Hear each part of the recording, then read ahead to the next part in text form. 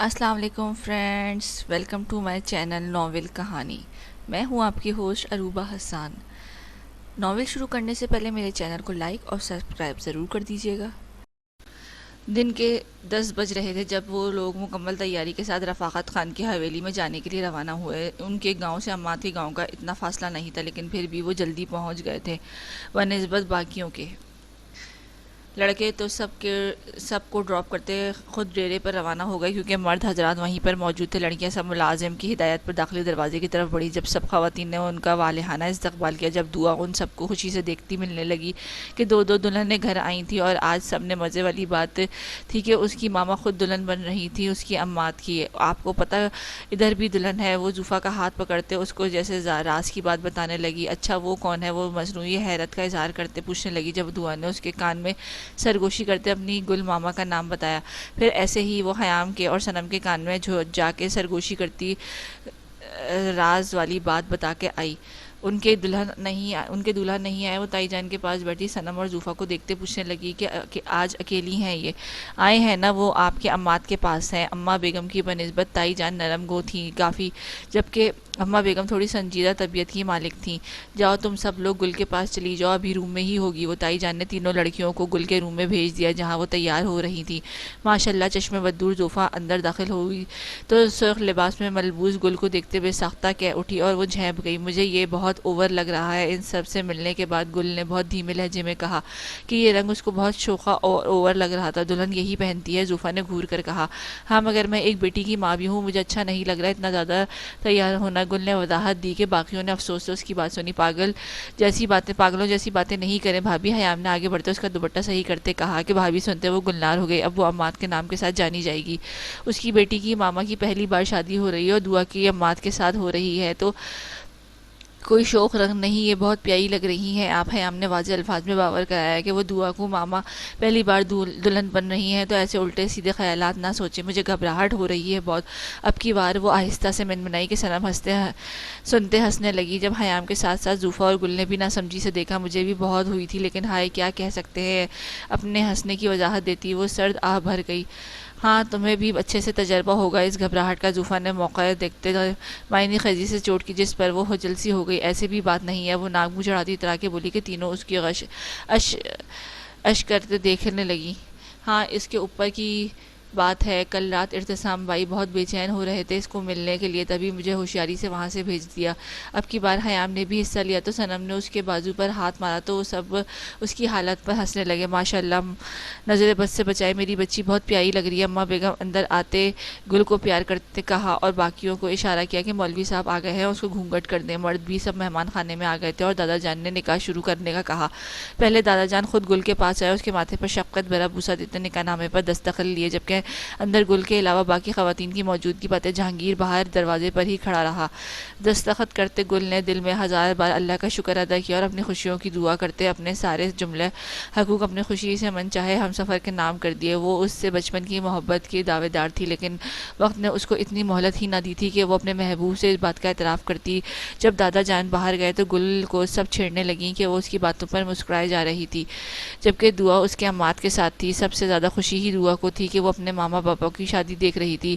عماد سے نکاح نامے پر دستخط لیے اور سب کی مبارکباد وصولتے اس نے شدت سے دعا کی، وہ سینے سے بھیجتے ماتھے پر بوسہ دیا۔ میری بیٹی وہ اس بات کا جتنا شکر ادا کرتا کم تھا کہ اللہ نے اسے ایک خوبصورت بیوی کے ساتھ ایک بہت پیاری بیٹی سے نوازا تھا۔ ادھر آ عماد، مبارک ہو۔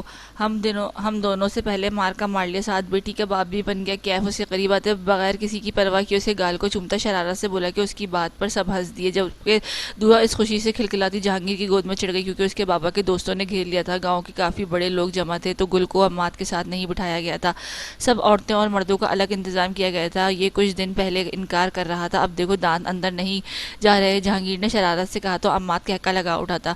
میں یہ کہنے میں کوئی قباحت نہیں محسوس کروں گا کہ میرا دماغ ٹھکانے لگانے میں سب سے بڑا ہاتھ جہانگیر لالا کا ہے۔ وہ محبت سے کہتا جہانگیر کے گلے ملا، جس پہ وہ بڑے بھائیوں کی طرح اس کا کندھا تھپکنے لگا۔ بڑا بھائی ہوں تو میرا فرض بنتا ہے کہ تجھے سمجھاؤں، ورنہ آج ہماری دعا کیسے اتنا خوش ہوتی کہ اس کے بابا دولہا بنے ہیں۔ جہانگیر نے محبت پاش لہجے میں کہتے دعا کو گود میں اچھالا۔ ہاں اب دعا گڑیا تم سے کہا کرے گی کہ آپ کا بیبی کدھر ہے؟ اصفہان کے پاس آتے چھیڑا تو اماد کے ساتھ ساتھ باقی بھی ہنس دیا۔ یہ بات ٹھیک کی ہے، جب سے آیا ہوں کوئی 3 دفعہ مجھ سے پوچھ چکی ہے کہ آپ کا بیبی نہیں آیا۔ ارتسام بھی بیچارگی سے بولا کہ اصفہان اور ارتسام دونوں سے وہ بہت بار پوچھ چکی تھی کہ آپ کی دلہن آئی ہے تو بیبی نہیں آیا۔ ارتسام تو ایک بار کہہ اٹھا کہ پہلے میری بیوی میرے پاس آ جائے، پھر وہ اس سے پوچھ کے بتا دے گا۔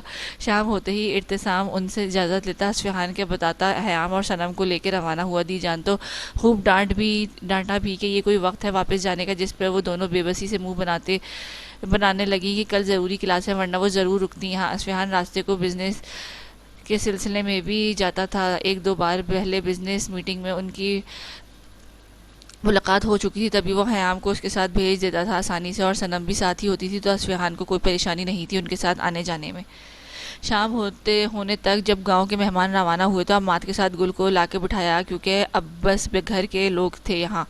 طوفان نے دادی جان سے جانے کا پوچھا تو انہوں نے بتایا کہ دی جان نے انکار کر دیا ہے، اسی لیے وہ آج یہیں رکنے والے تھے۔ تو میں تو کپڑے نہیں لائی، آپ کے بھی اور ان کے بھی۔ اس کی بات سنتے وہ بے بسی سے بولی، کوئی گل نہیں، اسی دے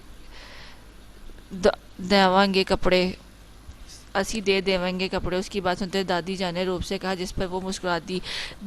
جی دادی جان، ابھی وہ اس کے پاس ہی بیٹھی تھی، جب وہ ان سے ڈرتی بھی تھی تو دادی جان اس کی شکل دیکھتی ہنس دی۔ کوئی خوشخبری نہیں آئی؟ حذیفہ سامنے بیٹھی اماد اور گل کو مسکرا کے دیکھ رہی تھی، جب دادی جان نے دوبارہ حذیفہ کو مخاطب ہوتے پوچھا۔ ان کی آواز آہستہ تھی، لیکن دادی جان کے پاس کھڑے اصفہان نے بھی سنی۔ ابھی تو شادی ہوئی ہے، پھر انشاءاللہ اللہ نے چاہا تو جلد ہی اس کی گود بھی ہری کر دے گا۔ دادی جان اس کو شرم و حیا دیکھتے خود ہی اس کی مشکل آسان کری، کیونکہ وہ ان کی مشکور نظروں سے دیکھنے لگی۔ جب وہ آگے جھکتی ان کی پیشانی پر بوسہ دے گئی۔ جب سے گل اماد کو بیٹھی تھی تب سے اماد نے ایک بار بھی اس کو مخاطب نہیں کیا تھا۔ یہاں آتے وقت گل نے ایک نظر اٹھا کر اماد کو دیکھا تھا، جو ہمیشہ کی طرح سفید شلوار سوٹ میں ملبوس تھا، بالوں کو خوبصورتی سے سیٹ کیے وہ دلکشی سے مسکرا رہا تھا۔ تھوڑی دیر بعد اس کے آرام کی خاطر دی جان نے حذیفہ کو ہدایت دی کہ اسے اماد کے کمرے میں چھوڑایا۔ وہ اماد کے کمرے میں اس کی بنی بیٹھی اللہ کی بے حد مشکور تھی۔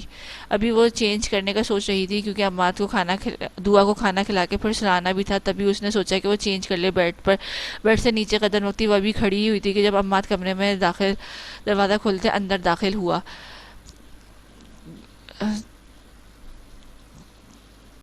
سامنے کھڑی گل کو سراپا نظروں سے بساتے وہ پل بھر میں محبوط وہیں پر ٹھہر گیا، کیونکہ آج اس کی تیاری واقعی قابل تعریف تھی۔ گل اس کو ایسے کھڑے دیکھ کر گھبراتی ہوئی آنکھیں پلکیں اٹھاتے سامنے کھڑے اپنے شوہر کو دیکھنے لگی۔ اس کی نظروں کی تاب نہ لاتے وہ پلکوں کی باڑ گراتے اپنے ہاتھوں کو آپس میں مسلنے لگی کہ کیا کہے اب اسے، کیسا لگ رہا ہے؟ تھوڑی دیر گزرنے کے بعد اماد کی سنجیدہ سی آواز سنائی دی، جب گل نے ناسمجھی سے پوچھا، جی میں نے پوچھا کیسا لگ رہا ہے؟ مسز اماد بن کے اب کی بار وہ قدم اٹھاتا اس کے قریب آتے اس کی جانب جھکتے سرگوشی میں پوچھنے لگا کہ اس کی ریڑھ کی ہڈی میں سرسراہٹ سی ہوئی، سکون مل رہا ہے؟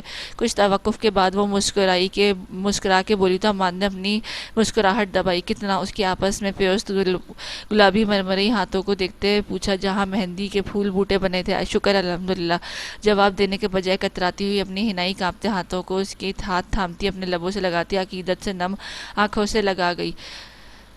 خزاں کا دور تیری بے رخی کو کہتے ہیں، بہار تیری توجہ کا نام ہے جانا۔ اماد نے دوسرے ہاتھ سے اس کا چہرہ اوپر کرتے تھوڑا اور قریب کرتے اس کی نم پلکوں کو پورے استحقاق سے اپنے لبوں سے چھوا۔ نہ روئیں۔ اس کو روتا دیکھ کر وہ نرمی سے اپنے حصار میں لیتا کہنے لگا کہ اس کے رونے میں روانی آ گئی۔ گل بس کریں اب۔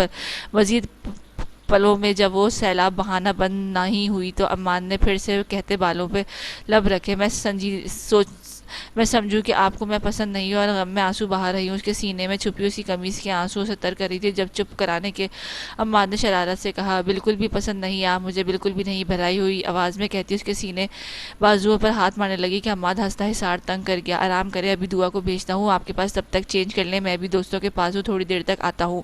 اس کو خود سے الگ کرتے پیار سے ہاتھوں کے پیالے میں چہرہ تھامتا کہا تو وہ آنسو پوچھتی سر ہلا گئی۔ خیال رکھیں اپنا، تھوڑی دیر تک آتا ہوں۔ سبھی پیشانی پہ اپنے لبوں سے مہر ثبت کرتے کہا تو مسکراتے سکون سے آنکھیں موند گئی۔ حیام کی شادی جلدی کریں گے کیا؟ اس کے کندھے پر سر رکھے وہ حسفان کو لیپ ٹاپ پر کام کرتا دیکھتے آہستہ سے کہنے لگی، کیونکہ اب وہ اپنے گھر والوں کے علاوہ حیام سے دور ہو کر بھی اداس ہو گئی تھی۔ بے شک اس سے زیادہ ملاقات نہیں ہوئی تھی، مگر 2-3 دن بھی وہ رہتی تھی تو وقت اچھا گزرتا تھا۔ ہمارا تو ارادہ نہیں تھا، لیکن اب دی جان نے تاکید کی ہے کہ وہ 3 ماہ میں ہی شادی کریں گی، اب دیکھو کیا ہوتا ہے۔ لیپ ٹاپ پر انگلیاں چلاتے وہ مسرور سا بولا تو بس کرتی رہ گئی۔ آپ کیوں اداس ہو گئی ہیں؟ اس کے اداس چہرے کو دیکھتے وہ ہلکا سا مسکرا کے بولا، بس ایسے ہی حیام کے دور جانے کا سوچتی اداس ہوں، اور وہ ہم سے دور ہو جائے گی تو ابھی تو میں نے اس کے ساتھ باتیں بھی کرنی تھی اتنی۔ ایسے ہی وہ داسی سی بولی، جبکہ اس کے لہجے میں اصفہان محسوس کر رہا تھا جیسے اس کو نیند آئی ہے۔ یہ بھی بات ہے، ابھی آپ تھک گئی ہیں تو سو جائیں، میرا بھی کام ہے تو میں باہر جہانگیر کے پاس چلا جاتا ہوں، آپ لائٹ آف کر لیں۔ اس کے سونے کی ہدایت کرتا وہ اپنا لیپ ٹاپ لے کر بیٹھتا بولا، جب زوفا نے شرمندگی سے اسے روکنا چاہا، ارے نہیں ایسی کوئی بات نہیں، آپ کریں کام، میں ٹھیک ہوں، کوئی مسئلہ نہیں، آرام کریں۔ ماتھا چومتا وہ سلیپرز پہنتے باہر نکل گیا۔ زوفا اس کے جانے کے بعد روم کی لائٹ ہلکا کرتی سونے کے لیے بستر پر لیٹ گئی اور میٹھی نیند کے مزے لینے لگی۔ جہانگیر کو نیچے نہ پا کر وہ ملازموں سے پوچھتا اوپر چھت پر آ گیا، جہاں وہ کھڑا سگریٹ سلگا رہا تھا۔ منڈیر کے قریب کھڑا وہ رات کے اس سناٹے میں رات کی تاریکی کا ہی حصہ لگ رہا تھا۔ اصفہان تعصب سے اس کے شغل کو دیکھتے ہوئے موجود چارپائی پر جہانگیر کے قریب بچھاتے وہ اس پر ٹانگیں اوپر کیے ڈیوائس سے لیپ ٹاپ کنیکٹ کرنے لگا۔ اتنی رات کو کیا گہری سوچیں تھیں گھیری ہوئی ہیں کہ میری آمد کی خبر ہی نہ ہوئی تمہیں؟ اصفہان کی سنجیدہ آواز پر چونک کر مڑا اور مسکراتا اس کے پاس آیا۔ نہیں، کسی گہری سوچ میں نہیں تھا، بس ایسے ہی کھڑا تھکن اتار رہا تھا۔ پاس بیٹھتے سگریٹ کو پاؤں تلے مسلتے وہ سرد آہ بڑھتا ہوا کہنے لگا، تاکہ جہانگیر نے اس کے چہرے کو جانب دیکھا، تم بتاؤ کیسی گزر رہی ہے زندگی؟ اس کے سامنے ہی نیم دراز ہوتا وہ ٹانگیں نیچے لٹکائے پوچھنے لگا۔ اللہ کا شکر ہے بہت اچھی جا رہی ہے۔ لیپ ٹاپ سے نظر اٹھاتا وہ اس کو دیکھتا سکون سے بولا تو جہانگیر نے دل میں دعا دی، تم نے صبح جلدی جانا ہے تو ابھی سو جاتے، خواہ یہاں کھڑے ہو۔ آنکھیں موندے وہ گہری سانسیں کھینچ رہا تھا جب اصفہان نے کہا، ہاں بس تھوڑی دیر میں جاتا ہوں، تم گھر جا کے کام کر لیتے، یہاں کیوں اس کے ساتھ لے آئے ہو؟ بھابھی کو ٹائم دیتے۔ مسلسل لیپ ٹاپ پہ جھکا دیکھ کر وہ بھی مدبدا ہوتے بولا تو چارپائی سے اٹھ کھڑا ہوا۔ رات کے اس پہر گاؤں میں تو ویسے بھی سردی کا احساس جاگ اٹھتا، اب تو پھر سردیوں کی آمد تھی۔ بدن پر ٹھنڈی ہواؤں کی لہریں محسوس کرتے وہ لمبی سانس لیتا، ایک نظر آسمان کی طرف دیکھتا، واپس اصفہان کو دیکھنے لگا۔ وہ سو رہی ہیں تو اوپر آ گیا، یہاں سے جاتے میری میٹنگ ہے ایک ضروری، اسی لیے کیف سے لے کے کام کر رہا ہوں۔ لیپ ٹاپ کو بند کرتے اب وہ پھر اٹھ کھڑا ہوا اور جہانگیر کے ساتھ ایسے ہی چھت کی منڈیر کے قریب چکر لگانے لگا۔ دور سے ٹڈوں جانوروں کی آوازیں رات کے سناٹے میں بھی گاؤں میں ایک سحر ستاری کر لیتی تھی۔ اس کی آواز کبھی الجھن تو کبھی موسیقی لگتی۔ جب تک وہ آوازیں نہ سنائی دیتی گاؤں میں ایسا لگتا ہی نہیں کہ رات ہو گئی ہے، رات کی تاریکی کا جیسے اہم حصہ ہوں یہ۔ پریشان لگ رہے اس کے ساتھ چلتے اصفہان نے خاموشی توڑی تو اس نے یکلخت اصفہان کو دیکھا۔ ایسا نہیں ہے، زیادہ نہ سوچو، اس کی بات کی نفی کرتا اب سر جھکاتا ایک قدم اٹھاتا پاؤں کو دیکھنے لگا۔ سوچ نہیں رہا، تمہیں دیکھ رہا ہوں، تمہارے اٹھتے ہوئے قدموں کو۔ اسی کی تعاقب میں وہ نظریں اس کے چلتے قدموں کو دیکھتے بولا، جس پہ وہ ہنس دیا۔ پتا کیا، جب میں نے قدم اٹھایا تو میں نے آگے نہیں اپنے قدم کو دیکھا، اور جب میں وہ قدم جما چکا تب میں نے اپنے قدم کو نہیں اس قدم کو اٹھانے کے مقصد کو دیکھا جو ہموار نہیں تھا۔ آہستہ سے کہتا پہلے اس نے اپنے پاؤں پر نظر جماتے قدم اٹھایا اور پھر زمین پر رکھتے سامنے دیکھنے لگا۔ اسی طرح میری منزل بھی تاریک نظر آئی، لیکن جب میں انہی قدموں کو لیتے آگے بڑھتا گیا صبح کا سورج طلوع ہونے کی نوید ساتھ ہی ملتی گئی۔ مسکرا کر کہتا اس نے اصفہان کو دیکھا جو آگے ہی دیکھ رہا تھا، اور مجھے امید ہے کہ سورج طلوع ہونے کے ساتھ ساتھ اس کی ہر سو پھیلتی روشنی کو بھی ضرور دیکھوں گا۔ نرم لہجہ اس کی خاصیت رہی تھی، لیکن تب جب وہ موڈ میں ہوتا، ورنہ وہ بات ایسے بھی نہ کرتا تھا۔ چل اب میں چلتا ہوں، تم بھی آرام کرو، صبح کام کرنا۔ اس کے کندھے پر ہاتھ رکھتا وہ شب بخیر کہتا سیڑھیاں اترنے لگا۔ اس کی باتوں پہ اصفہان مسکراتا نفی میں سر ہلاتا تھوڑی دیر وہیں بیٹھے کام کرتا نیچے کمرے میں چلا گیا۔ اما روم میں آیا تو دعا کے ساتھ ساتھ گل بھی خوب خواب خرگوش کے مزے لے رہی تھی۔ اس پہ محبت بھری نظر ڈالتا اپنا نائٹ ڈریس لیے چینج کرنے چلا گیا۔ فریش ہو کر واپس آتے دوسری سائڈ پر لیٹتے دونوں کی طرف کروٹ لے گیا۔ اپنے کمرے میں ان دونوں کی موجودگی ایک الگ سکون بخش رہی تھی، ان دونوں کا اضافہ جیسے کمرے کو رونق بخش گیا تھا۔ یہ سب سوچتے قلب نے اپنی رفتار پکڑی کہ وہ لمبا سانس کھینچ کر رہ گیا۔ سرخ و سفید رنگت لیے وہ بے حد حسین لڑکی تھی اور عمر میں اس سے 4 سال بڑی تھی، لیکن عماد کے سامنے وہ اس کی ہم عمر لگتی۔ دونوں نے سنہری بال اسی سے چرائے تھے، لیکن ہلکی براؤن شہد آنکھیں، اوپر پلکوں کا پہرا، آنکھوں میں آنکھیں ملاتی وہ لگتا کہ ابھی اسی شہد کی ندی میں غوطہ زن ہو جاتا۔ 7واں کھڑی نہ خوبصورت گلابی رنگ پنکھڑیاں گل کو نہیں معلوم تھا، لیکن جب وہ عماد کو شکوہ کناں نظروں سے دیکھتی تو عماد خود پہ ضبط کرتا اس کو بنائے وہ ایسے دیکھتی کتنی پیاری لگتی تھی۔ قد کاٹ بھی کافی خوبصورت تھا، اس کی پھپھو بھی حسین تھی بہت، لیکن گل نے اپنی خوبصورتی اپنے باپ سے چرائی تھی۔ عمان نے کبھی نہیں سوچا تھا کہ وہ گل کو کبھی ایسے زندگی میں شامل کرے گا، اس نے تو کبھی یہ بھی نہیں سوچا تھا کہ وہ اس کی محبت کی طلبگار بنے گی۔ اس کی آرزو پر پلکیں گرائے بند آنکھوں کو دیکھتا بے خود ہونے لگا کہ آج وہ مکمل اس کی دسترس میں تھی، اس کی بن کے۔ دھڑکنوں کے بے ترتیب ہونے پہ بے ساختہ ہی عمان نے اپنی نظروں کا زاویہ بدلا۔ آج بھی اسے یاد تھا جب اس نے گل کو روتے دیکھا، برستی آنکھوں میں موتی بہاتی عماد کے دل لے ڈوبی تھی۔ تب عماد نے خود کو سرزنش کی کہ وہ اب اس سے بڑی ہے، شادی شدہ بھی، لیکن وقت کے ساتھ ساتھ دل اپنے قدم لیتے پیچھے لینے کے بجائے آگے کی منزلیں طے کرنے لگا۔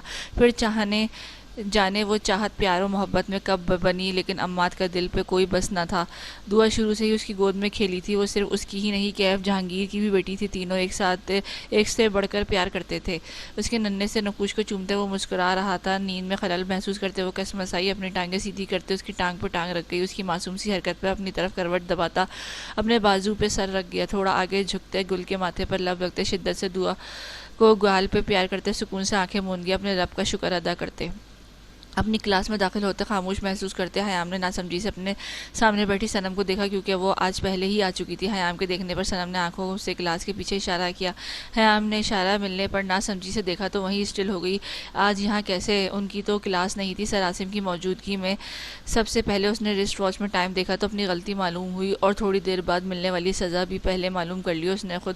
تبھی وہ آئی ایم سوری سر میں جا رہی ہوں کہتی دروازہ کھولنے لگی جب اس کی سرد آواز پر رک گئی۔ کس نے کہا آپ سے باہر جانے کو؟ کلاس کے آخر میں وہ آخری کرسی پر بیٹھا ٹانگ پہ ٹانگ جمائے ہوئے تھا، جبکہ اتنا سنجیدہ وہ پہلے ہی ہینڈسم تھا، آج گرے شلوار سوٹ میں کچھ زیادہ ہی لگ رہا تھا۔ آنکھوں پہ گلاسز کا پہرا ہنوز برقرار تھا۔ جی سر، وہ مڑتے پوچھنے لگی۔ جی، اس کے الفاظ کو دہراتا وہ آئیبرو جھکا کے پوچھنے لگا۔ آئی مین نو سر۔ وہ جلدی سے اپنی تصحیح کرتی ہاتھ پہ دوپٹے کے کنارے کو ناخن سے کھروچنے لگی۔ تو پھر کس کی اجازت سے آپ یہاں سے روانہ ہونے والی تھی؟ بغیر اپنی پلکوں کو زاویے تبدیل کرتے آنکھوں سے سرد مہری لیے وہ پوچھنے لگا۔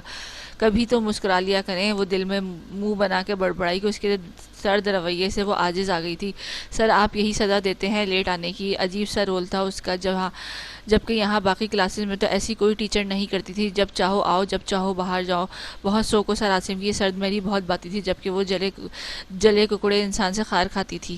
آج کا سارا دن آپ یہیں بیٹھ کر لیکچرز لیں گی؟ اپنی سزا کی حمایت کیے بغیر وہ اس کو نئی سزا سنانے لگا، جبکہ کلاس کی آخری چیئر کو دیکھتے وہ صدمے میں چلے گئی جو بالکل کارنر میں تھی۔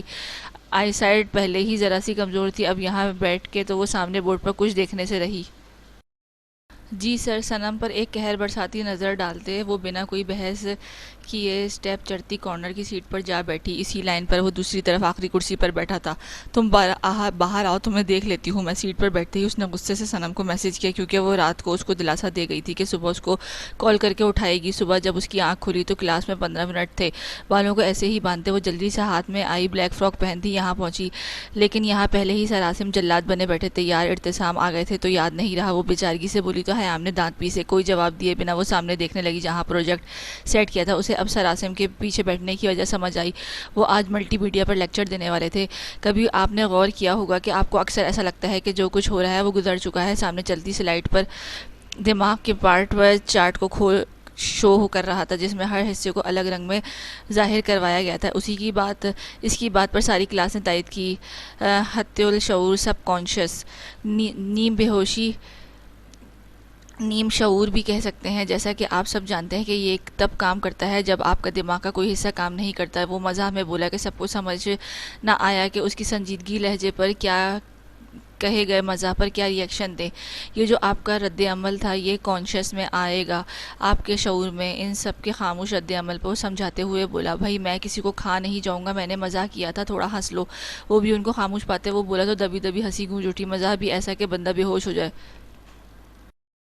دوسری طرف حیام نے دل دل سے آہستہ سے آواز میں کہا، آپ کچھ کہہ رہے ہوں تو آپ کو لگے کہ یہ سب کچھ پہلے ہو چکا ہے تو وہ شعور میں ہے۔ آپ نے کہیں نہ کہیں زندگی کسی موڑ پہ اس سے ملتا جلتا دیکھا ہوگا یا کبھی سوچا ہوگا، تو آپ کو لاشعور جو ہوتا وہ اچانک اپنا کام دکھاتا۔ ہاتھ میں پکڑے ریموٹ سے اس نے انگلی سلائڈ کی، اگلی سلائیڈ کی، جس میں دماغ کے پچھلے حصے کو رنگ میں دکھایا گیا تھا، جذبات کا بہاؤ، ان شارٹ ایموشنز کنٹرول بھی کبھی کبھی لاشعور میں آ جاتا ہے، آپ کا بس نہیں چلتا، آپ طرح طرح کے تاثرات دکھاتا، جن میں اچانک خوشی، رونا اور باقی سب آئیں گے، جبکہ شعور میں آپ جانتے ہوں گے کہ آپ کیا کر رہے ہیں، کیا کیا کرنا ہے۔ کلاس کی خاموشی میں بس اسی کی سحر انگیز آواز گونج رہی تھی، جبکہ سب کی نظریں سامنے ٹکی تھیں۔ کوئی آپ سے غیر متوقع سوال کرے اور آپ اس کا تک تکے سے صحیح جواب دیں تو اگلا کیا آپ خود حیران ہو جاتے ہیں کہ بھئی پتہ نہیں غیبی مدد آ گئی، اور جواب جو اب زبان سے پھسل گیا وہ پھر بات کو مزاح میں اڑاتا بولا کہ اب کی بار بھی سب ہلکا سا ہنس دیے۔ وہ ان کا سڈن ری ایکشن ہوگا کہاں سے، اس کے حصے کلاس کا حصہ لینے کے لیے سوال پوچھا، جب اچانک سے کوئی شریر ہوا، اگلے کی شکل دیکھ کر جو منہ میں آیا بول دیا۔ اس کی بات پر جہاں عاصم نے مسکراہٹ روکی، وہیں سب کے کہے بے ساختہ تھے۔ بی سیریس کلاس، اب کی بار وہ پھر سرد لہجے میں بولا، وہ بھی آپ کا لاشعور کام کرے گا۔ حیرت کی بات ہے کہ اکثر آپ کی عزت رکھ لیتا ہے یہ لاشعور۔ وہ کلاس میں موجود سرد مہری کو کم کرنے کے لیے آج ہلکا سا مزاح سے کام لے رہا تھا۔ دماغ کا کون سا حصہ آپ کے جذبات کو کنٹرول کرتا ہے، یہ سوال پوچھنے لگا، جب اب کی بار لاشعوری طور پر اس کی نظر دوسری جانب گھومی جہاں حیام بیٹھی تھی۔ اگلے ہی پل وہ سٹ پٹا کر نظریں سامنے کر گیا، سب کو لیکچر میں مگن دیکھتے وہ پیچھے ہونے کا فائدہ اٹھاتی، ریلیکس ہی دوپٹہ کندھے پر ڈالتی، اپنے بال جوڑے سے آزاد کراتی، اچھے سے جوڑا کرنے میں مصروف تھی۔ جب اس نے سر عاصم کو اپنی طرف تکتا پایا اور سرس سے ہاتھ نیچے کرتی سامنے دیکھنے لگی، جبکہ بال پشت پر بکھر چکے تھے۔ اس اچانک افتاد پر حیام کا دل تیزی سے دھڑکا اٹھا، جلدی سے دوپٹہ ٹھیک کرتی ایسے ہی اوڑھ گئی۔ اب کلاس سے فری ہو کر ہی بال سنوار لے گی، اپنے آپ میں بہت شرمندگی محسوس کر رہی تھی۔ کیا ضرورت تھی یہاں جوڑا کھول کر دوبارہ کرنے کی، پتہ نہیں سر کیا سوچیں گے۔ لمبک سسٹم کلاس میں آواز گونجنے پر عاصم سنبھلا اور آگے کی سلائیڈز ایکسپلین کرنے لگا۔ سر آپ پرسنالٹی انالیسس کر سکتے ہیں؟ ایک اسٹوڈنٹ نے گردن پیچھے موڑتے سوال داغا، جب باقی سب بھی متجسس ہوتے دیکھنے لگے۔ حیام تو دلچسپی سے بس سر جھکا کر اب بیٹھی، شرمندگی سے بس اب سر جھکائے بیٹھ گئی تھی۔ دلچسپ سوال، آپ کو کیا لگتا ہے؟ جواب کے بجائے وہ محصور کن سائیڈ مسکراہٹ سے پوچھنے لگا۔ آف کورس سر کو آتا ہوگا، باقیوں کے بجائے حیام نے لاپرواہی سے کہا، جب سب کی گردنیں اس کی طرف گھومی۔ Really how do you know about that? واقعی آپ کو کیسے پتہ یہ؟ سر عاصم خود جیسے امپریس ہو کے اس سے سوال کرنے لگا، جبکہ نظروں کا زاویہ اس نے سامنے ہی رکھا۔ لاشعور وہ کنفیوز ہو گئی اس کے سوال پر، تبھی وہ زبردستی مسکراتی کہہ گئی کہ میرے بھی۔ اچانک سے دماغ کے بجائے لاشعور نے جواب دیا ہوگا جو زبان سے پھسل گیا، جبکہ اس کے جواب پر سب کا کہکا بے ساختہ تھا۔ خلاف توقع سر عاصم بھی ہنس رہے تھے، وہ ہنستے بھی ہیں۔ آج کی سزا کے بعد وہ دل ہی دل میں جانے کتنی بار عاصم کو صلواتیں سنا چکی تھی۔ جاؤ یار پوری بے وقوف لگی تھی جب جواب دیتے ہوئے، تبھی صنم نے اس کو ہنستے میسج کیا، جس پر وہ کڑ کر رہ گئی تھی۔ بس اسی کمینی کی کمی تھی، باقی وہ شرمندہ تو خود ہی کر چکا تھا۔ آج ہم شروع کریں گے تقاضۂ محبت کی 5ویں قسط، تو چلیں جلدی سے شروع کرتے ہیں۔ مجھے تو لڑکوں کے اس قدم سے خوف ہی آ رہا ہے، کیا ضرورت ہے اس سب کی، کہیں سب میں وہ خود کو نقصان نہ کر لے، خدا نہ خواستہ۔ دادا جان کے کمرے میں اس وقت ان کے بیٹے عامر اور اظہر بیٹھے اپنے والد صاحب سے تبادلہ خیال کر رہے تھے، جو قدم جہانگیر اور کیف نے اٹھایا تھا اس پر۔ ہاں بات تو صحیح کہہ رہے ہو، جن سے الجھے ہیں وہ ہیں بھی الٹی کھوپڑی کے، دادا جان نے تائید کرتے کہا۔ میں نے جہانگیر کو منع کیا تھا ایک بار کہ اس معاملے سے دور رہو، صدقہ کر کے ان کے منہ پر مار دو سب، لیکن وہ اپنے باپ کے حق کو کبھی بھی نہیں چھوڑنے والا۔ عامر صاحب نے مزید بات کی تو باقی محض سر ہلا گئے۔ بس اب دعا یہ ہے کہ ان سب میں گل کی زندگی متاثر نہ ہو، بہت مشکل سے اس کی زندگی نارمل ہوئی ہے اور وہ اپنی بچی میں مصروف ہوئی ہے، ورنہ تو وہ بکھر سی گئی تھی۔ دادا جان نے افسردگی سے کہا، جانتے تھے کہ اس سب کا تعلق گل کی سابقہ زندگی سے بھی تھا، اگر انہوں نے اس کی ذات پر مزید کوئی بات کی تو وہ قانونی کارروائی کریں گے۔ اب وہ پھر شہر جا کے بیٹھ گیا، ذرا احساس نہیں اس کو کہ یہاں ہم سب ملنے کو بےتاب ہوتے ہیں اور وہ وہاں سر کھپائی کرنے چلا جاتا ہے۔ میں نے تو کہتا تھا تمہاری دی جان سے کہ اس کی بھی شادی کروائیں، کم از کم گھر تو آئے گا نا ہفتے میں ایک بار، ہمارے لیے نہ صحیح بیوی کے لیے ہی صحیح۔ جہانگیر کے رویے سے وہ سخت عاجز آ چکے تھے، تبھی وہ سختی سے بولے، اسے گھر میں سکون ہی نہیں تھا، یہاں آتا بھی 1-2 دن، پھر یہاں سے شہر چلا جاتا کام کے بہانے کر کے۔ ان کو تو یہ بھی شک ہو چلا تھا کہ کہیں وہ گھر نہ بسا کے بیٹھا ہوا ہو، جبکہ اس کی سوچ کا معلوم ہوتے کیف کا ہنس ہنس کے برا حال تھا کہ اس کا سڑو پوتا کہیں کر ہی نہ لے شادی وہاں۔ اس کے آفس میں بیٹھا وہ بہت مزے سے ٹانگ پہ ٹانگ جمائے پلیٹ میں بسکٹ کھاتا، ایک کے بعد ایک کھا رہا تھا، جبکہ وہ خوف سے اس آفت کو اپنے آفس میں کب سے بیٹھا دیکھ رہا تھا۔ کیف اب دفع ہو جائے یہاں سے، مجھے اور بھی کام ہے۔ اس کو مسلسل ڈھیٹوں کی طرح بیٹھا دیکھ کر عاصم جھلا کے بولا، تجھے کیا مسئلہ ہے؟ ایک تو میں اپنی خوشی سیلیبریٹ کر رہا ہوں اور تو مجھ سے باتیں کر رہا ہے۔ سیدھا کر کے ہو کے بیٹھتا وہ عاصم کو دیکھ کے خفگی سے گویا ہوا، جبکہ ریک میں فائل ڈھونڈتے عاصم نے مڑتے خطرناک گھوری سے نوازا۔ 3 دن سے تیری خوشی ہی دیکھ رہا ہوں، وہ دانت پیستے بولا کہ کیف اپنی بدتیسی کی نمائش کرنے لگا۔ ہاں تو تجھ پہ فرض ہے یہ سب دیکھنا، لٹھ مارا انداز میں کہہ کر عاصم سر پیٹتا رہ گیا۔ اتنا ٹائم ہو گیا، ویسے اب تک تو آ گئی ہوگی نا؟ وہ دیوار گیر گھڑی کو دیکھتے کیف نے اضطرابی حالت میں کہا اور چیئر سے اٹھتا اپنی شرٹ کا کالر ٹھیک کرنے لگا۔ آ گئی ہوگی، عاصم نے اس کی بات پر توجہ دیے بغیر کہا۔ چل بتا کیسا لگ رہا ہے تیرا بھائی؟ بالوں کو سیٹ کرتے اس نے ایبرو چکاتے پوچھا۔ پہلی نظر میں کوئی فدا نہیں ہونے والی، عاصم اس کی طرف مڑتے احسان کرنے والے انداز میں کہتا، جلانے والی مسکراہٹ اچھالی۔ چل اوکے میں چلتا ہوں، اس کی آنکھ دباتا کہہ کے آنکھوں پہ گلاسز لگاتا دلکش مسکراہٹ لیے اس کے آفس پہ نکلا۔ پیچھے سے اس کے پھیلائے گن کو ٹیبل پہ صاف کرنے لگا۔ عاصم روم سے نکلتے ہوئے نظریں ادھر ادھر گھمائے راہداری میں چلتا وہ ڈپارٹمنٹ سائٹ پر جانے لگا۔ ڈپارٹمنٹ کے باہر بنی 3-4 سیڑھیوں پر چڑھتے وہ بے نیازی ظاہر کرتا جا رہا تھا جب اسے حیام نظر آ گئی، جو گراؤنڈ کراس کرتے ادھر ہی آ رہی تھی۔ میں نے اب کسی دن اس کو ایسے سنانا ہے کہ پتہ لگ جائے گا، جب دیکھو تنگ کرتے رہتے۔ یہ صنم تھی جو سخت جھنجھلاہٹ کا شکار ہوئے شاید ارتسام کو کوس رہی تھی، جس پہ حیام ہنس رہی تھی۔ سامنے دیکھنے کے بجائے حیام نے سر جھکایا تو شاید وہ صنم کی ہنسی چھپا رہی تھی، لیکن کیف کے قریب پہنچے صنم نے اسے پہچان لیا۔ اب حیام اپنے بیگ سے موبائل نکال رہی تھی جب صنم نے ایک ٹھوکا مارا۔ وہ ایسے ہی مسروسی بولی، جبکہ بیگ پہ جھکے ہونے کی وجہ سے اس کے تھوڑے بال دوپٹے سے نکلتے چہرے پر بھی آ رہے تھے۔ وہ کیف بھائی؟ صنم اس کا دھیان کیف کی طرف کرانے لگی، کیونکہ صنم نے دیکھ لیا تھا کیف کا دھیان بھی ادھر ہے۔ ادھر اپنا سر اٹھاتی وہ پوچھنے لگی۔ وہ سامنے آنکھوں سے اشارہ دیا تو حیام نے چہرہ سامنے کی طرف کیا، جہاں وہ ان دونوں کو دیکھتا مسکرا رہا تھا۔ اپنا بیگ میں دیکھو کوئی ربن یا کیچر مل جائے، مجھے نہیں مل رہا، بال باندھنے ہیں۔ کیف کو دیکھتے وہ جلدی سے بولی اور اس کی طرف قدم بڑھائے۔ السلام علیکم، آپ یہاں؟ اس کے پاس پہنچتے حیام نے حیرت کا اظہار کیا۔ وعلیکم السلام جی، میرا ایک دوست یہاں، بس اسی سے ملنا آیا تھا۔ آپ بتائیں کیسی ہیں آپ؟ قطعی انجان بنتا وہ بھی حیام کو دیکھتے حیرت کا اظہار کرنے لگا جب صنم بھی پاس آئی اور حیام کے ہاتھ میں کیچر پکڑایا۔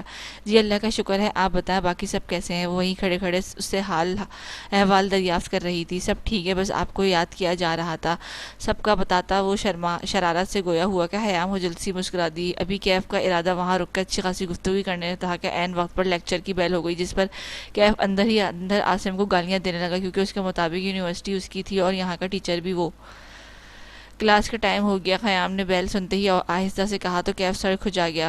ہاں جی خیر آپ جائیں کلاس لیں، میں چلتا ہوں، بس دوست سے ملنے آیا تھا، ارتسام کو میرا سلام پیار دیجیے گا۔ الوداعی کلمات کہتا ہے کیف جاتے جاتے صنم کو چھیڑ گیا۔ صنم اس کی اچانک افتاد پر بوکھلا گئی اور محض سر ہلا گئی۔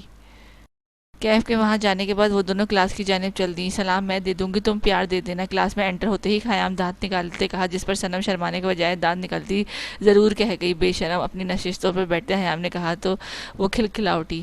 جہانگیر تمہارے دادا جان کہہ رہے ہیں اماد کے نکاح سے پہلے پہلے یہاں پہنچو۔ ابھی وہ گاڑی ڈرائیو کر رہا تھا جب اس کے فون پر اظہر چاچو کی کال آئی۔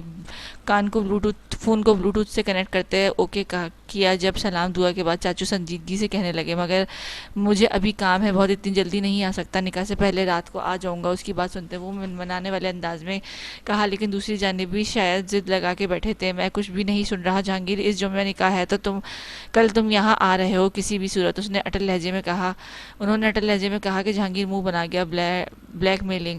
چاچو یار سمجھے، وہ بے بسی سے کہنے لگا، وہاں جو بیوی بچے پال رہے ہو نا ان کو بھی ساتھ لے آنا۔ انہوں نے کہتے کال کاٹ دی۔ حد ہے یار، تانے دینے لگے ہیں اب۔ ان کی بات پر وہ بڑبڑاتا گاڑی کا ٹرن لیتا بلڈنگ کی پارکنگ ایریا میں داخل ہوا۔ گاڑی پارک کر کے وہ اپنا بیگ نکالتے گاڑی کو لاک کرتا باہر آیا۔ لفٹ میں انٹر ہوتے اپنے فلور نمبر کا بٹن پش کیا۔ اپنے اپارٹمنٹ میں داخل ہوتے ہی اس نے لاؤنج میں پڑے صوفے پر اپنا بیگ پھینکا اور اوپن کچن میں گھس گیا۔ فریج سے پانی کی بوتل نکالتے ایسے ہی منہ سے لگائی اور کاؤنٹر پہ رکھتے اپنی ٹائی کی نوٹ ڈھیلی کرنے لگا۔ گلاسز اتارتا اپنے روم میں گیا اور جا کے باتھ میں گھستے فریش ہونے لگا۔ چھوٹا سا اپارٹمنٹ 2 کمروں ایک کچن پر مشتمل تھا۔ 7 کمروں کے اٹیچ باتھ تھے۔ کھانا وہ اکثر خود بنا لیتا، کبھی کبھی باہر سے ایک آدھ بار چسکا لگا لیتا۔ صفائی پسند وہ خود بھی تھا تو خود ہی سب سمیٹ کر رکھتا تھا۔ بات لے کر وہ نکلا تو موبائل پہ میسج شو ہو رہا تھا۔ مختصر سا جواب دیتے کبرڈ سے اپنی ٹی شرٹ نکالتا پہننے لگا۔ ٹی شرٹ نکالتے اس کی نظر وہاں پڑے فریم پر گئی، بے ساختہ اس کو ہاتھ میں لیا اور مبہت سا دیکھنے لگا۔ کتنی بدل گئی ہو تم۔ فریم میں موجود ایک ننھی سی بچی کو تصویر تھی جسے دیکھتے وہ سرد آہ بڑھتا پڑایا۔ انگلیوں کے پوروں سے تصویر پہ ہی اس کے گال چھوتے پوروں کو اپنے لبوں سے لگا لیا۔ چند پل ایسے ہی دیکھتے فریم کو واپس جگہ پہ رکھتے بیڈ پہ ڈھیسا گیا۔ اف تھکن۔ اس وقت اس کا دل چاہ رہا تھا کوئی ہوا اس کا سر دبا دے، لیکن ہائے رے قسمت۔ چل جہانگیر کل پرسوں چلتے ہیں واپس، پھر وہاں سے سر دبواتے ہیں اپنا۔ ایک جس میں اٹھتے اپنی تھکن کی پرواہ کیے بغیر وہ کچن میں گھسا اور کھانے کے لیے کچھ بنانے لگا۔ نم بالوں میں ہاتھ پھیرتا کبرڈ پر کچھ تلاشنے لگا۔ مطلوبہ چیز ملنے پر اسے کاؤنٹر پر رکھا اور فریج سے فریز قیمہ نکالنے لگا۔ قیمے کے پیکٹ کو پانی میں رکھتے اس نے 2-3 آلو پکڑے اور ان کو چھیننے لگا۔ ساتھ ہی کچھ یاد آتے اپنے بیڈ روم میں گیا اور موبائل پکڑتے نمبر ڈائل کرنے لگا۔ ہاں بول۔ دوسری جانب سے فون اٹھاتے ہی پوچھا گیا، کہاں ہے؟ ابھی چلا گیا یا ادھر ہی ہے؟ ساتھ ساتھ اب وہ آلو کو بھی دھو رہا تھا۔ نہیں ابھی کہاں، تیری جیسی بیوی گھر میں موجود ہو تو انسان کہاں جائے؟ ویسے بھی اب سوچ رہا تھا کہ چلا جاؤں۔ اپنا کام مکمل کرتے وہ گاڑی کی طرف آتا ہوا بولا، چل واپس کل چلا جانا، ابھی آ جائیے، بیوی تیرے لیے کھانا بنا رہی ہے، اور سن آتے ہوئے تندور سے روٹیاں لیتے آنا، ٹھیک ہے؟ تیزی سے ہاتھ چلاتے اب وہ قیمے کو پین میں ڈالتے اس پر ڈھکن دیتا، ساتھ ساتھ مسالے بھی نکال رہا تھا۔ یار کیا اب یہ بھی نہیں بنتی تم سے؟ وہ کوف سے کہتا گاڑی میں دھڑام سے بیٹھا۔ اس کے جواب دیے بغیر جہانگیر نے کال کاٹی اور آلو کو الگ سے مسالے ڈال کر بھوننے لگا۔ جب تک آلو بھون لیے تب تک قیمہ بھی اپنے پانی میں تیار تھا۔ نمک مرچ مسالہ وغیرہ قیمے میں ڈالے اور ان کو بھوننے لگا۔ آلو بھی ساتھ ہی ڈال کر ان کو اکٹھا پکانے لگا۔ برتن سمیٹتے اور مسالوں کو ان کی جگہ پر رکھتے تب تک دروازے پر بیل بجی۔ لا روٹیاں دے۔ اس کو دروازے پر دیکھتے ہی جہانگیر نے ہاتھ آگے کیا، اندر آنے دے ناشکری عورت، دروازے پر ہی بحث کا شروع کر دیتی ہے وہ۔ عجیب روایتی بیویوں والا رویہ۔ اس کے ہاتھ میں روٹیوں کا پیکٹ پکڑاتے وہ بیزار سے کہتا اندر داخل ہوا اور صوفے پہ پاؤں اوپر کرتا لیٹ گیا۔ کھانا ٹیبل پر لگاتے کیف کو آواز دی تو فریش ہوتا اس کے ساتھ کچن کے ایریا میں آ گیا جہاں 4 کرسیوں کے ساتھ میز رکھی تھی۔ واہ یار کھانا تو مزے کا بنا ہے۔ پہلا لقمہ لیتے ہی کیف تعریف کیے بنا نہ نہیں رہ سکا۔ شکریہ، اپنا حق سمجھتے اس نے سر کو خم دیتے وصول کیا۔ کھانے سے فارغ ہوتے کیف کو روم میں آ گیا اور موبائل میں لگ گیا، جبکہ جہانگیر ابھی کچن میں برتن دھونے لگا۔ تیری بیوی کو بہت فائدہ ہوگا، تیری وجہ سے ساری گھرداری سیکھ لی ہے تم نے بھائی، واہ۔ کیف اندر لیٹے لیٹے ہی اس کی سوگڑپن کی تعریف کرتا سراہ رہا تھا، جبکہ اس کی بات سنتے جہانگیر تعصب سے سر نفی میں ہلانے لگا کہ یہ ہمیشہ یہی بکواس کرتا تھا یہاں آ کے، بجائے اس کا ہاتھ بٹانے کے۔ یہ کیا پڑھتا رہتا ہے تو تنگ نہیں آتا؟ جہانگیر کو کمرے میں آتا دیکھ کر وہ بک شیلف سے لگی کتابوں کو دیکھتے اشارہ کرنے لگا۔ نہیں، ایک لفظی جواب دیتے وہ اس کے ساتھ ہی نیم دراز ہو گیا اور اپنا سر دبانے لگا۔ سر میں درد ہے؟ کیف نے پریشانی سے پوچھا۔ ہوں، سر ہلا کر جواب دیا۔ لا دبا دوں؟ کیف نے کہا تو جہانگیر بغیر دیر کیے اس کی گود میں سر رکھ کے لیٹ گیا۔ کیف مسکراتا اس کے ماتھے پر ہاتھ رکھتا دبانے لگا۔ کوئی بات ہے؟ پریشان کر رہی ہے؟ کچھ توقف کے بعد کیف نے پوچھا، لیکن جہانگیر کی طرف سے خاموشی ہی ملی۔ جھک کر دیکھنے پر پتہ چلا وہ سو گیا تھا۔ کیف ہنستا بیٹھ سے ٹیک لگاتا اس کا سر ہنوز دبانے لگا، جانتا تھا کہ کسی پریشانی میں ہے لیکن بتائے گا نہیں۔ جہانگیر خود میں یہ پلس پوائنٹ رکھتا تھا کہ وہ اپنی پریشانی کسی کو بتاتا نہیں تھا جب تک وہ خود حل نہیں کرنے کی کوشش کر لیتا۔ وہ اپنے کام خود کرنے کا عادی تھا، کسی کی شراکت داری کو وہ زیادہ دیر تک برداشت نہیں کرتا تھا جب تک اسے کام پسند نہ آ جائے۔ آصف رفاقت کی رحلت کے بعد اس نے خود کو خود تک ہی محدود کر لیا تھا، صرف ضروری باتوں کی جواب دیتا، زیادہ بولنا ویسے بھی پسند نہیں تھا۔ کیف اس سے ساری باتیں شیئر کرتا تھا، چاہے غم ہو یا خوشی کی۔ اس کو سکون کی نیند سوتا دیکھ کر کیف نے اپنے موبائل کا کیمرہ آن کیا اور اس کے چہرے پر انگلیاں پھیرتا ویڈیو ریکارڈ کرنے لگا۔ ویسے تو اس کے ہاتھ سفید اور صاف تھے لیکن جہانگیر کے منہ پر مردوں والے ہی لگ رہے تھے۔ ویڈیو ریکارڈ کرنے کے بعد اس نے 5-6 اور تصویریں بنائی، کچھ ایس اینگل میں کہ جہانگیر کو کسی لڑکی کی گود میں سر رکھے ہوئے اپنی کارستانی مکمل کرتے سکون سے موبائل سائڈ پر رکھا اور جہانگیر کی سر آرام سے تکیے میں منتقل کرتے خود بھی اس کے ساتھ لیٹ گیا، جبکہ لبوں پر شرارت بھری مسکان ہنوز برقرار تھی۔ صبح کے تقریباً 8 بج رہے تھے۔ سورج تو اپنی جھلک دکھانے میں بھرپور کامیاب ہو رہا تھا، لیکن بادل بھی اپنی جھلکیاں ہر تھوڑی دیر بعد سورج کے آگے آتے دکھا رہے تھے۔ موسم بے ایمان لگ رہا تھا۔ گاڑی میں موجود خاموشی کو اصفہان نے بظاہر سامنے آسمان پر تبصرہ کیا، لیکن دیکھ تو وہ زوفا کو رہا تھا۔ شاید اس کی بات کو سمجھے بغیر وہ آگے کی طرف جھکی اور آسمان کو دیکھتی سادہ لہجے میں بولی، باہر کی کون بات کر رہا، ہم تو اندر کا حال بیان کر رہے ہیں۔ اس کی باہر دیکھنے پر وہ چوٹ کرتا سنجیدگی سے بولا کہ سمجھتے وہ سرخ پڑ گئی، آپ گاڑی چلائیں۔ اپنا ہاتھ اس کی گرفت میں آتے دیکھ کر وہ جتاتے ہوئے بولی، اور کر بھی کیا سکتے ہیں ہم ابھی۔ ٹھنڈی آہ بڑھتا وہ بولا کہ زوفا چہرہ دوسری طرف جانب کرتی مسکراہٹ دبا کے، تھکن ابھی سے اس سو کے اتار لیں آپ۔ اس کے چپ ہونے پر وہ پھر بولا کہ زوفا نے اس کے بازو پر ہاتھ مارا۔ آپ کتنے وہ ہیں؟ وہ خفگی سے کہتی ہے، اصفہان کو کہکا لگانے پر مجبور کر گئی۔ کیا میں نے کیا کہہ دیا اب؟ انجان سا وہ معصومیت سے بولا، پتہ نہیں، کچھ نہ سوجے۔ وہ سرخ پڑتی چہرہ جھکا گئی، جبکہ اصفہان نے اس کو ہاتھ کو پکڑتے لبوں سے لگایا۔ اداس تو نہیں ہے؟ وہ مزید بات کرنے پر آمادہ تھا، کیونکہ وہ سفر باتوں میں گزارنا چاہ رہا تھا۔ زوفا بور نہ ہو۔ نہیں، اس کو دیکھے بغیر ہی اس نے جواب دیا۔ اصفہان سمجھ گیا وہ واقعی اداس ہے۔ ادھر آئیں یار، اداس تو نہ ہو آپ۔ بازو پھیلاتے اس نے زوفا کو اپنے قریب آنے کا اشارہ دیا تو اس کے کندھے پر سر رکھ گئی۔ اس میں میرا کوئی بس نہیں، وہ بھرائے لہجے میں بولی کہ اصفہان نے گاڑی کی سپیڈ سلو کر دی۔ ابھی وہ شہر کی حدود سے نکل آئے تھے تو سڑک ابھی خالی ہونے کے برابر تھی۔ جانتا ہوں، لیکن اس طرح اداس ہونے سے تو کچھ نہیں ہوگا۔ آپ روز اپنی ماما سے بات کر سکتی ہیں، ہاں، لیکن یہ ہے کہ روز جا نہیں سکتے وہاں، کیونکہ سفر بہت ہے اور ممکن بھی نہیں۔ گھر میں دادی جان اور میرے علاوہ کوئی ہوگا بھی نہیں۔ حیام بھی بہت دنوں بعد آتی ہے، لیکن آئی ایم شیور کہ آپ اس کی کمپنی میں بور نہیں ہوں گی۔ اس کے گرد حصار باندھتے ہوئے نرمی و محبت سے کہہ رہا تھا اور اس کے بازو پر انگلیاں پھیر رہی تھی، جس پر اصفہان کو عجیب سی گدگدی کا احساس ہو رہا تھا، جبکہ اس کی مسلسل حرکت پر لبوں پر مسکراہٹ در آئی تھی۔ نہ کریں، پھر آپ کو شکوہ ہوگا۔ مسلسل اس کی حرکت پر وہ معنی خیزی سے بولا کہ وہ ناسمجھی سے اصفہان کو دیکھنے لگی۔ کچھ نہیں، مسکراتی رہا کریں، اداس اچھی نہیں لگتی۔ اس کے ماتھے پر اپنا لمس چھوڑتا وہ محبت سے بولا کہ ایک شرمگی مسکراہٹ نے لبوں کو احاطہ کیا۔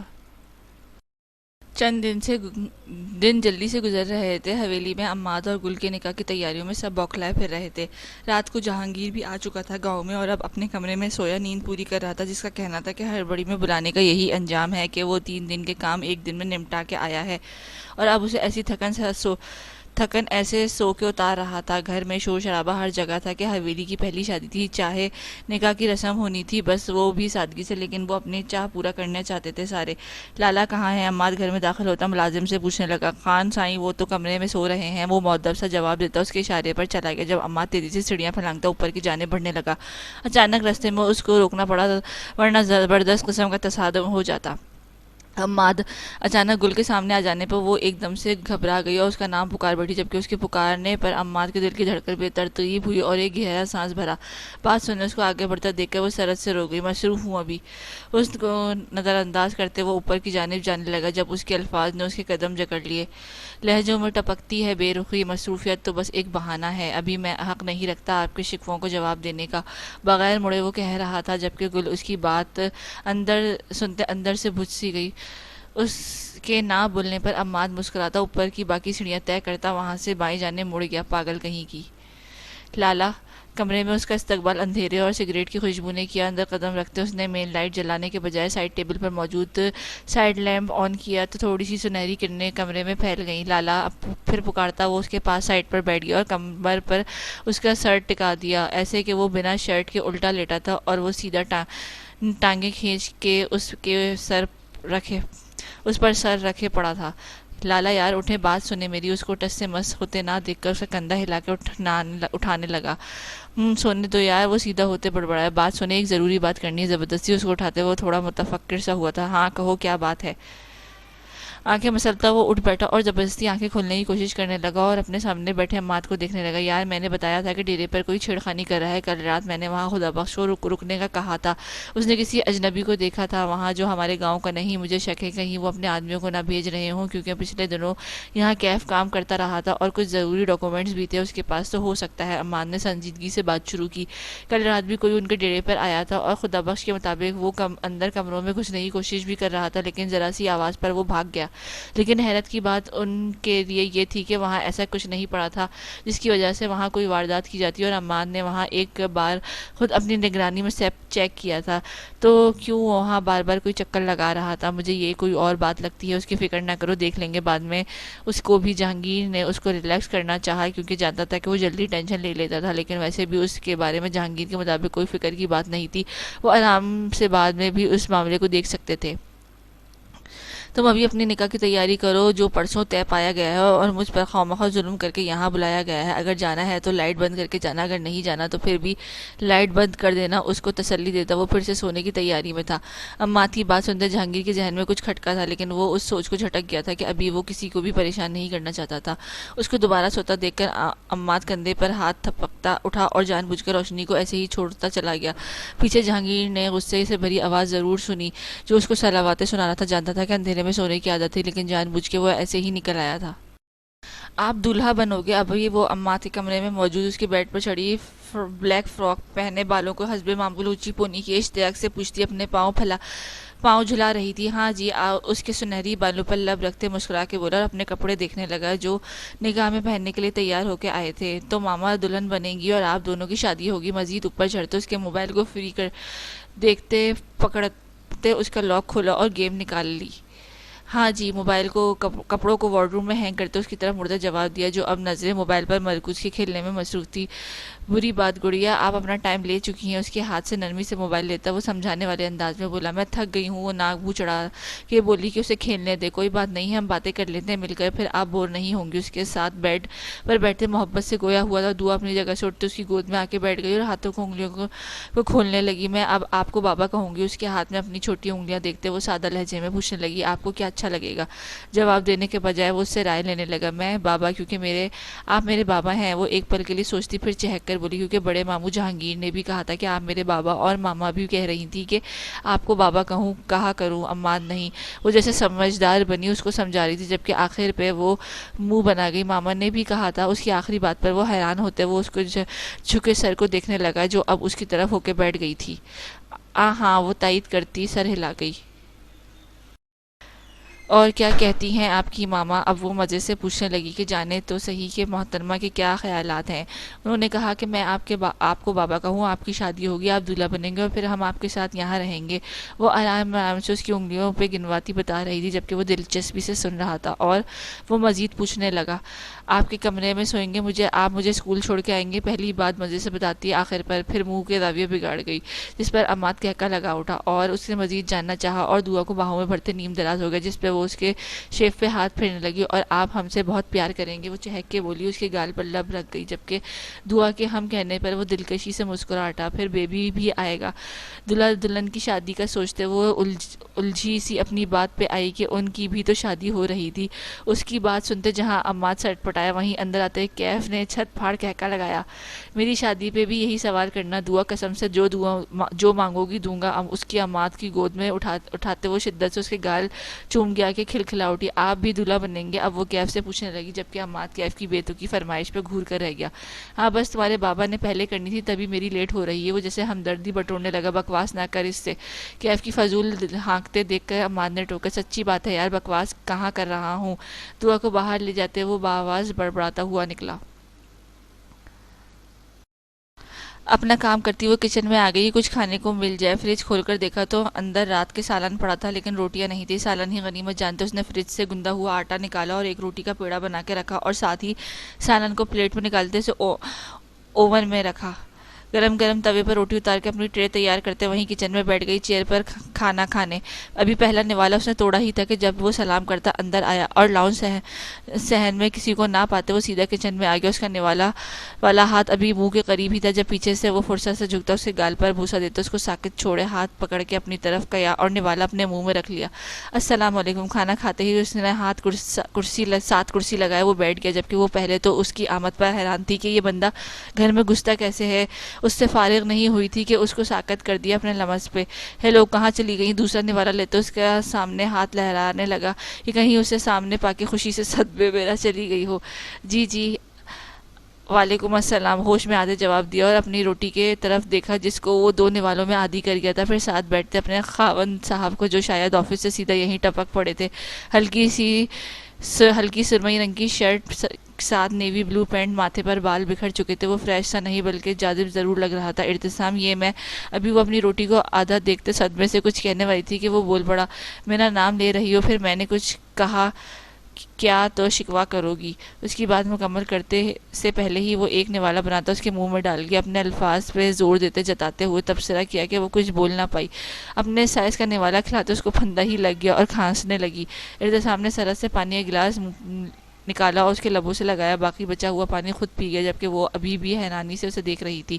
یہ میں نے اپنے لیے بنائی تھی اور آپ کھا بھی گئے؟ اس کا آخری نوالا بناتے دیکھ کر وہ منہ بنا کے بولی، جب وہی نوالا اس کے منہ کے قریب کیا، میں اکیلا تو نہیں کھا گیا، تم بھی کھا رہی ہو؟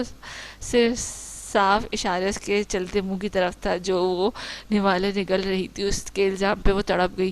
یہ گن کے 2 نوالے تھے میرے، وہ احتجاجاً بولی۔ اس کے پاس سے اٹھتے وہ اب وہ فریج کی طرف گئی اور اس سے باقی کا آٹا بھی نکالنے لگی۔ وہ جان گئی تھی کہ اسے بھوک لگی ہے۔ میں تو کون سا 10 کھا گیا، ابھی تو 2 ہی تھے، میرے بھی تو 2 ہی تھے۔ گلاس کو لبوں سے لگاتا وہ بے نیاز ہو کے بولا، ہاتھی جتنا نوالا توڑ کے کھائیں گے تو یہی لگے گا۔ 3 بار میں ہی روٹی ختم کرنے پر وہ طنزیہ بولی اور توے پر روٹی ڈالی۔ تمہاری چڑیا جتنی خوراک ہے تبھی اتنی کمزور ہو تم، میں تو اچھا خاصا کھاتا ہوں۔ اس کے سراپے کو گہری نظروں سے دیکھتا بھرپور شرارت سے بولا تو وہ سرخ پڑ گئی۔ پہلوان بن کے آنا میرے پاس۔ اس کے جواب نہ دینے پہ وہ پھر تنگ کرنے پر آمادہ ہوا کہ گھور بھی نہ سکی۔ خاموشی سے اس کے آگے روٹیاں رکھتے ساتھ سالن بھی گرم کرنے لگی جب ارتسام نے منع کر دیا کہ یہی کافی ہے۔ امی ابو کہاں ہیں؟ اس نے بات شروع کی۔ امی کی میڈیسن ختم ہو گئی تھی تو ابو کے ساتھ چیک اپ کروانے گئی ہیں، آتے ہوں گے تھوڑی دیر تک۔ اپنی کرسی ذرا فاصلے پر کرتے بیٹھنے لگی۔ جب ارتسام نے پھر سے اپنے قریب کر دیا اور اسے بیٹھنے کا اشارہ کیا تو وہ چپ چاپ آ کے بیٹھ گئی۔ انہوں نے کھانا شروع کیا اور ایسے ہی صنم سے اس کی پڑھائی کا پوچھنے لگا۔ آج آف تھا، اپنے سے قدرے وہ چھوٹے نوالے بناتے اس کے منہ کے قریب کیا کہ اس کو اسی نظر دیکھتی جھجک کے منہ کھولا۔ وہ محض سر ہلا گئی۔ اماد کے نکاح پر جانا ہے، انوائٹ کیا ہے۔ اس نے ایک نوالا خود کھاتا پھر دوسرا اس کے منہ میں ڈالتا جو بغیر بحث کیے کھا رہی تھی۔ آپ کھائیں، میں کھا رہی ہوں۔ اس کو پھر سے چھوٹے نوالے بناتے دیکھ کر وہ کہنے لگی لیکن وہ انسنی کرتا اس کو کھلا گیا۔ بتاؤ، اپنا سوال کی جانب متوجہ کرایا۔ میں نہیں جا پاؤں گی، نکاح کے اگلے دن میری کلاسز ہیں اور شاید جلدی واپس بھی نہ آیا جائے۔ کھانا ختم ہوتے ہی اس نے جواب دیا اور ٹیبل سے برتن سمیٹنے لگی۔ کوئی مسئلہ نہیں، ہم لیٹ آ جائیں گے واپس، سکون سے بولتا اس کے اٹھنے سے پہلے ہی ہاتھ پکڑ کر بٹھا دیا۔ لیٹ کب واپس آئیں گے؟ پھر صبح جایا بھی نہیں جائے گا تھکن کی وجہ سے، پھر بعد میں حیام کی شادی پہ بھی تو جانا ہے۔ ویسے آپ نے جانا ہے تو پہلے چلے جائیں، میں نہیں جا پاؤں گی۔ اپنے ہاتھوں کو دیکھتی وہ جواز پیش کرنے لگی۔ اس کی واقعی کلاس تھی اور واپسی پر آدھی رات ہو جانی تھی۔ پھر صبح ہوش کہاں آنا تھا، یونیورسٹی جانے کا بلایا تو اس کو بھی تھا گل نے، لیکن یہ سوچ رہی تھی کہ حیام کی شادی پہ جائے اب۔ اگر اکیلے ہی جانا ہے تو میں بھی نہیں جا رہا، تم ہوتی تو سفر اچھا گزرتا میرا۔ کرسی سے ٹیک لگاتے اس کا ہاتھ چھوڑتا بولا۔ صنم موقع غنیمت جانتی برتن سمیٹنے لگی۔ اگر میں جاتی تو آپ نے مجھے بس تنگ ہی کرنا تھا۔ سائرہ سے سنگ میں برتن رکھتے وہ منہ بنا کے شکوہ کر گئی۔ تنگ کہاں کرتا ہوں، پیار کرتا ہوں میں تو۔ دونوں بازو سر کے پیچھے فولڈ کرتے وہ مزے سے بولا تو صنم سر جھٹک گئی۔ جمعے کی نماز کے بعد نکاح ہے، جلدی آ جائے گا، مان جاؤ اب۔ کرسی سے اٹھ کر اس کے پیچھے آتا جیسے جانے پر اسے اکسا رہا تھا۔ اس کے پیچھے اچانک پیچھے کھڑے ہونے پر صنم کی دھڑکن بے ترتیب ہوئی۔ میں حیام سے پوچھ کے بتاؤں گی، فیصلہ کرتی سائڈ سے نکلنے لگی جس پر ارتسام نے راستہ روک لیا۔ اچانک راستہ روکنے پہ وہ گھبرا گئی اور بے ساختہ ہی کچن کے دروازے کی طرف دیکھنے لگی۔ ارتسام امی آ جائیں گی، اس کے بازو پر ہاتھ رکھتے وہ باہر کی جانب دیکھتے بولی۔ اگر نظارہ ہے منظور خستہ حالوں کا تو آؤ کھول دیں جوڑا تمہارے بالوں کا۔ اس کے بے ترتیب سے کیے جوڑے کو کھولتے اس کے بال بکھیر دیا اور مسکراتی آنکھوں سے اس کی طرف دیکھنے لگا۔ جب میں آؤں تو بال کھلے رکھا کرو، اچھے لگتے ہیں مجھے۔ بالوں کی شریر لٹوں کو کان کے پیچھے اڑستے وہ فرمائش کرنے لگا جس پر صنم کے چہرے پر تیزی سے سرخی پھیلنے لگی۔ اب مجھے کیا پتا کہ آپ کب آتے ہیں، مسکراہٹ دبا کے بولتی آنکھیں گھما گئی کہ اس کی ادا پر ارتسام نے لمبی سانس بھری۔ جب دیکھو کہ آ گیا ہوں تو کھول لیا کرو، تمہیں دیکھ کر فریش ہو جاتا ہوں، ہلکا سا ہنس کے کہتا اس کے ماتھے پر اپنے لبوں سے لمس چھوڑنے لگا۔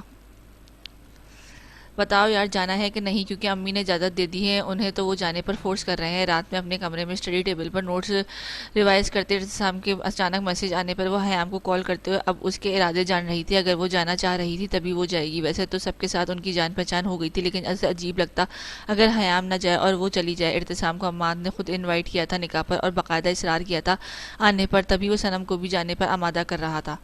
کنفرم نہیں یار، لالا تو کہہ رہے ہیں کہ آ جاؤ تھوڑی دیر کے لیے، لیکن اتنا سفر کون کرے؟ ہاسٹل روم میں وہ اپنی پلنگ پر بیٹھے وہ سوچتے ہوئے بولی، تمہارے بھائی کر لیں گے، صبح سے 10 بار پوچھ چکے ہیں مجھ سے کہ بتاؤ جانا۔ اپنی کرسی سے اٹھتے وہ منہ بنا کے بولی اور چلتی ہوئی کھڑکی کے قریب آئی۔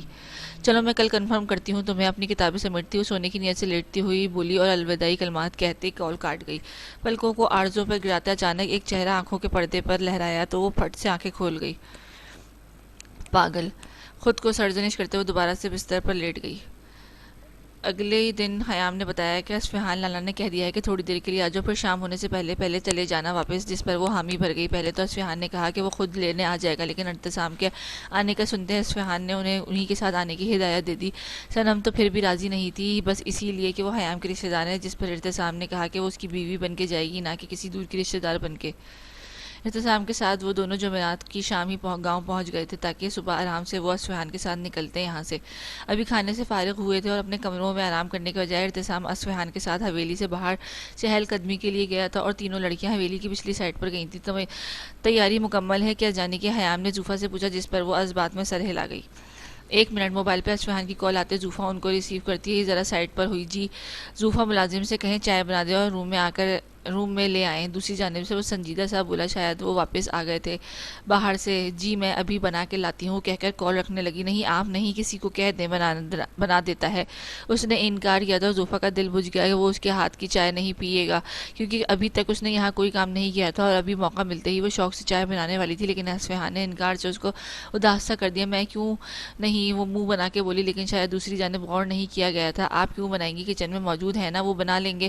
اس کے لہجے کو سمجھے بغیر وہ نارملی بولا، میں اچھی چائے بناتی ہوں، جیسے آمادہ کرنے پہ تھی۔ میں نے کب کہا کہ آپ بری بناتی ہیں؟ وہ شاید اس کی بات کرنے کا انداز سمجھ گیا تھا، تبھی مسکرا کے کہنے لگا، تو میں بنا لیتی ہوں چائے۔ وہ پھر سے کہنے لگی، آپ کیوں بنائیں گی، آپ کسی کو کہہ دیں کچن میں جا کے بس، اور میرے پاس روم میں آ جائے۔ مسکراتا وہ کہتا نیم دراز ہوا، جبکہ زوفا ابھی بھی منہ بنائے ہوئے تھی اور اس کے ہاتھ کی بنی چائے نہیں پی رہا تھا۔